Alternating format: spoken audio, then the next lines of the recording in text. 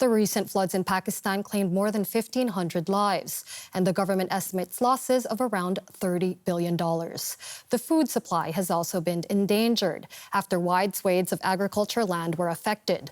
Wheat is planted mainly in Punjab, but wheat fields are also found in the province of Sindh, which was heavily affected by the floods. The trains aren't running anymore after the floods damaged infrastructure here. It's devastating, not just for travelers, but also for the many porters who work the line stations. They've been jobless since the rain submerged large parts of Pakistan. How will I pay rent? Somehow I saved my family from the flood, brought them from my village to Karachi, thinking I would earn money and support my family. But I haven't been able to earn anything because trains aren't running. The deadly floods submerged a third of Pakistan. Farmers in affected regions don't know how they will feed their livestock. This grass has rotted because of the floods. It has turned black. It can't be fed to the livestock. That means that the animals will starve and die as a result. Around 700,000 head of cattle drowned during the floods alone, according to official estimates. The livelihood of many here wiped out. It's a catastrophe. Many are trying to sell their surviving livestock at the market, but no one is buying because there's no feed, or the little there is now too expensive.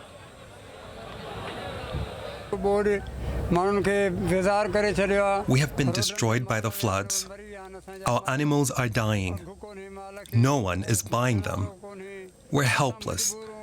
We appeal to the government to buy these animals from us. We have nothing to eat.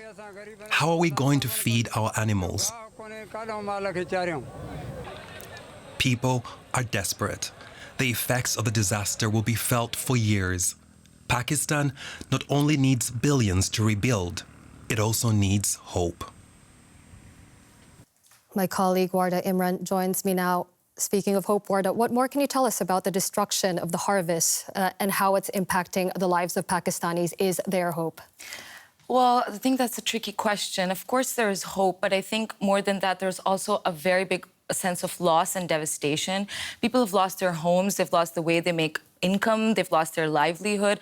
A lot of people in rural areas have difficulties even accessing shelters where it's not, totally drained out or whatever. As you said, the estimated loss is over $30 billion, and prices that were already skyrocketing prior to the floods have now gone up 4 or 5-fold even further for tomatoes and onions that are so necessary for just households for dinner and lunch.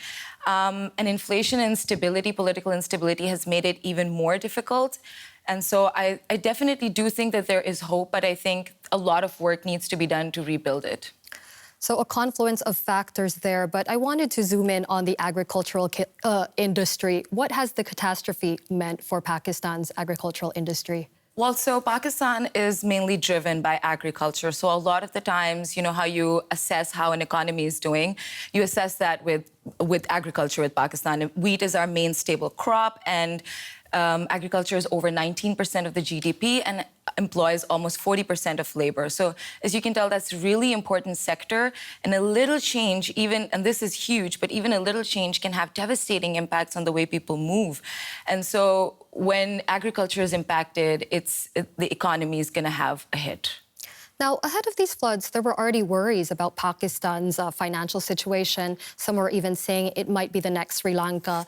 How is the government coping with this situation that's now gotten even worse? Well, I think that's the biggest question, is how will we deal with this once we go forth? There's a bigger payment coming in December. I think it's in international bonds. And analysts and experts on ground predict that funding bodies like the IMF will step in. When they obviously do so, they come with their own kind of parameters of policy change, and there's always internal rift on how to react to these. But it seems that the growth aim that the government aimed for, I think earlier, was touching 3%, but now now it's a bit of a more sad outlook where it says that maybe even 2% would be difficult. But I think in terms of aid or relief, there has been a lot of positive outlook from countries in the region and funding bodies that are actually trying really hard to assist Pakistan in this way. So let's hope that it gets better then. Thank you, Warda Imran there, talking about the economic toll of the Pakistan floods.